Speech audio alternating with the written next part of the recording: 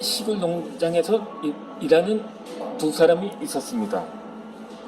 어느 날 그들은 더 넓은 세상에서 새로운 인생을 시작하기로 마음먹고 기차역으로 향했습니다. 한 사람은 뉴욕으로 가는 표를, 다른 한 사람은 보스턴으로 가는 표를 샀습니다. 두 사람은 의자에 앉아 기차를 기다리고 있었습니다. 그런데 우연히 옆자리에 앉아있던 낯선 사람들의 대화를 듣게 되었습니다. 뉴욕 사람들은 인정이 메마르고 야박해서 길을 가르쳐주고도 돈을 받는다는데, 그런데 보스턴 사람들은 마음이 따뜻해도 거지에게도 동정을 베푼다는 군 이라면서 뉴욕 가는 표를 산 사람은 마음속으로 생각을 했습니다. 아무래도 보스턴으로 가는 게 낫겠어. 일자리를 구하지 못해도 굶어 죽을 일은 없을 테니까 하고 말입니다. 하지만 보스턴 표를 산 사람의 생각은 달랐습니다. 그렇다면 뉴욕으로 가야겠지. 길을 가르쳐주고도 돈을 받는다면 그만 부자가 될 수 있을 테니까 라고 말입니다. 그렇게 해서 두 사람은 서로 표를 바꾸기로 했습니다. 이렇게 해서 그들이 선택한 목적지가 달라졌습니다. 보스턴에 도착한 사람은 새로운 환경에 쉽게 적응해 나갔습니다. 배가 고프면 지나가는 사람들에게 굳건하면 배를 채웠던 거죠.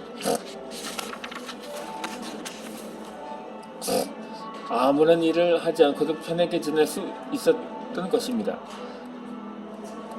따라서 그는 그곳이 천국이라고 생각했던 것입니다. 한편 뉴욕으로 간 사람은 열심히 일해 큰 돈을 벌겠다고 다짐을 했습니다. 그는 간판만 전문으로 청소해주는 대행 업체를 차렸습니다. 시간이 흐르자 그의 회사는 직원이 150명이 넘을 정도로 성장을 했습니다. 심지어 다른 도시에서 그에게 청소를 의뢰해 왔습니다. 몇 년 뒤 그는 보스턴으로 여행을 떠났습니다. 기차에서 내려 역광장으로 향해서 그에게 초라한 행의 거지가 다가왔습니다. 그 거지는 처량한 표정으로 손을 내밀어 도움을 청했습니다. 거지의 얼굴을 본 그는 너무 놀란 나머지 그 자리에 얼어붙고 말았습니다. 거지는 몇 년 전에 자신과 기차표를 바꾸었던 바로 그 친구였기 때문입니다. 이 데마크의 실존 철학자 키르케고르의 이것이냐 저것이냐, 독일의 정신분석학자 예리의 프롬의 소유나 존재냐, 셰익스피어의 햄릿에 나오는 사느냐 죽느냐에도 모두 선택의 갈림길에서 고뇌하고 방황하는 인간의 모습을 그리고 있습니다.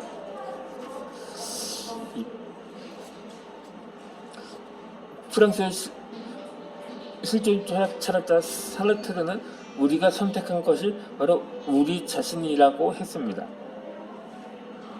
인간은 태어나서 죽을 때까지 선택하며 살아갑니다. 인생은 선택의 연속인 거죠. 그리고 순간의 선택이 평생을 좌우하기도 합니다. 어떤 선택을 하느냐는 자신의 의지에 달려 있습니다. 이제는 순간의 선택이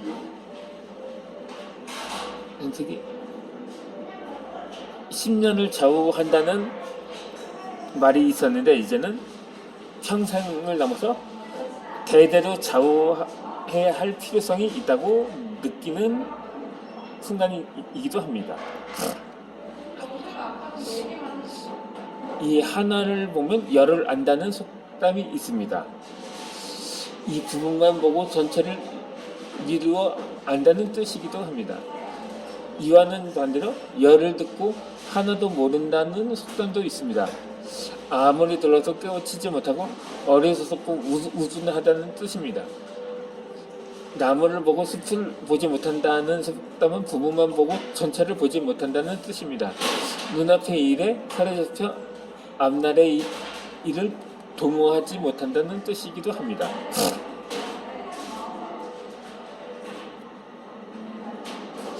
아마 지금 코로나가 계속되면서 재난지원금을 특히 자영업자들한테 많이 풀어야 한다는데 이건 당장 급한 거로 끌 수는 있는지는 몰라도 아무 내 자녀 또는 내 손주 때까지 내다보지는 않는 정책이라고 볼 수도 있겠죠.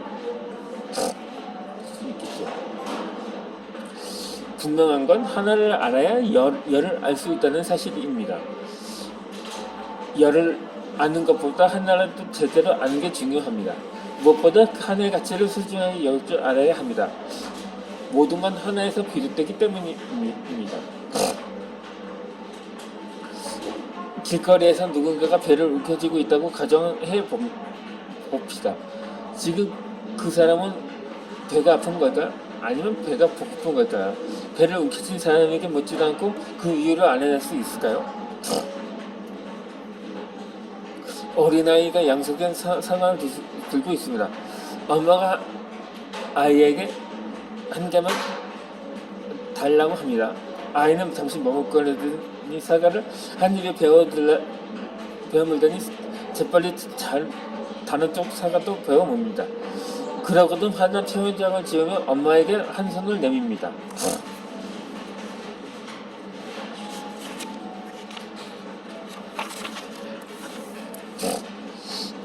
엄마 이거 드세요. 이게 더 달아요 라고 말입니다. 그런데 아이는 사과를 주기 싫었던 게 아니라 더 맛있는 사과를 엄마에게 주고 싶었던 것입니다. 우리는 너무 쉽게 예단하고 속단합니다. 그리고 너무 쉽게 단정짓습니다. 이 니체는 확신이 거짓말보다 더 위험한 진리의 적이라고 말했습니다. 니체에게 확신은 새로운 사고를 구축하는 감옥이었던 거죠. 확신에 사로잡힌 사람은 성찰하거나 반성하지 않습니다. 자신이 절대적으로 옳다고 믿기 때문입니다.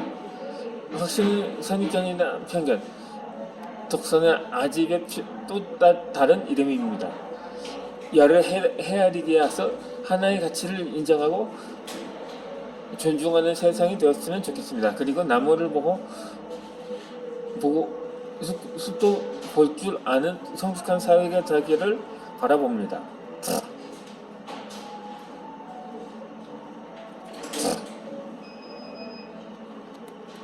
사람에게는 얼마만큼의 땅이 필요한가는 톨스토이의 단편입니다.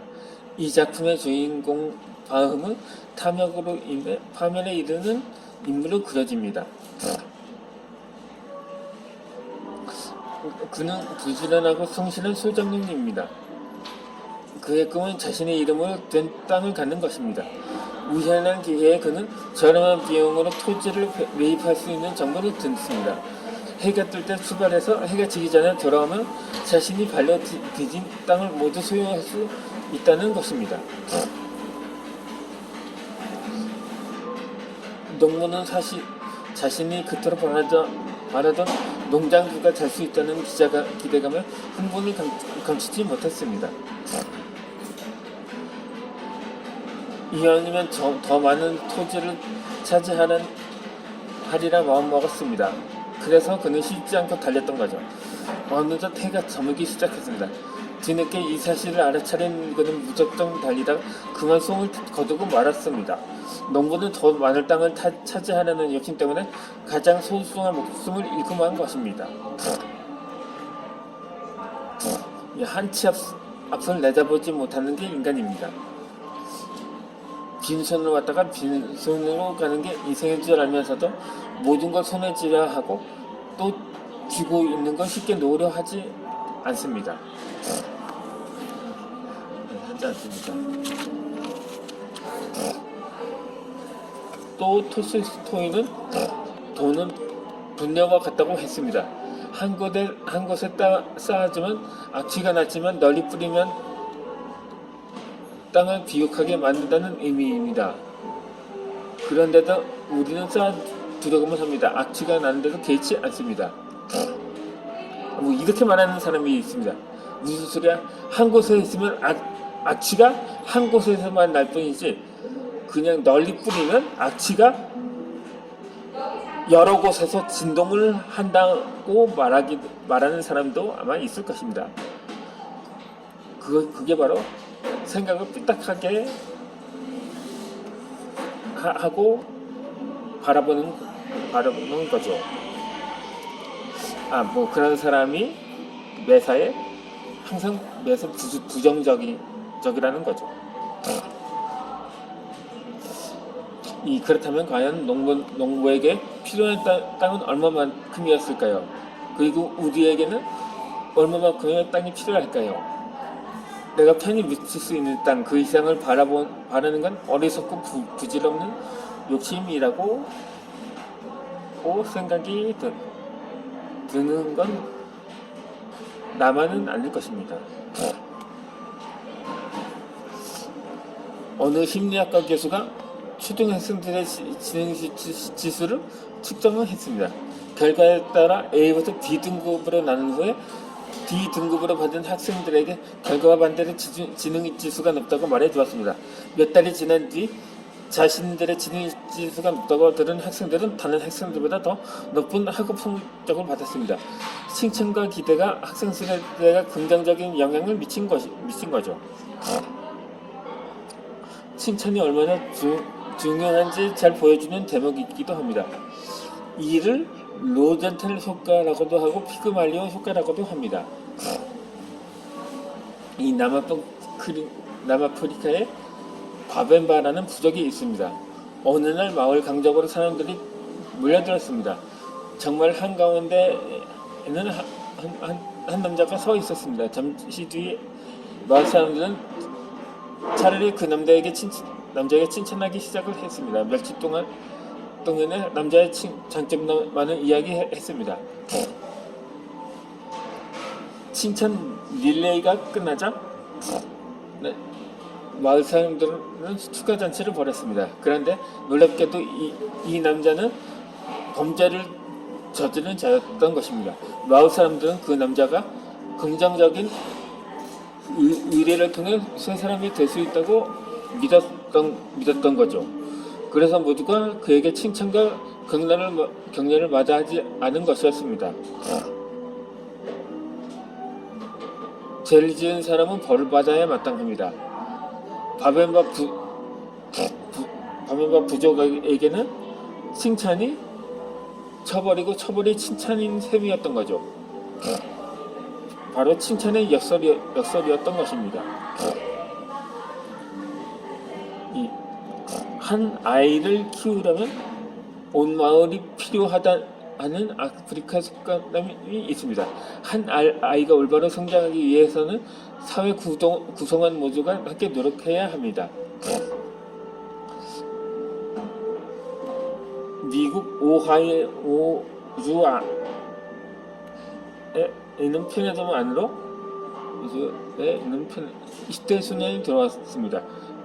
잠시 뒤에 소년은 지낼대에 놓여 있던 물건을 주머니에 집어넣기 시작을 했습니다. 주인이 이를 눈치채고 그에게 다가갔습니다.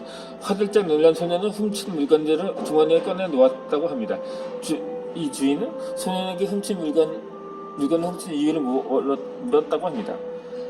그러자 아이는 배가 고파서 그랬다고 저랑 동생을 먹이라고 말을 했다고 합니다.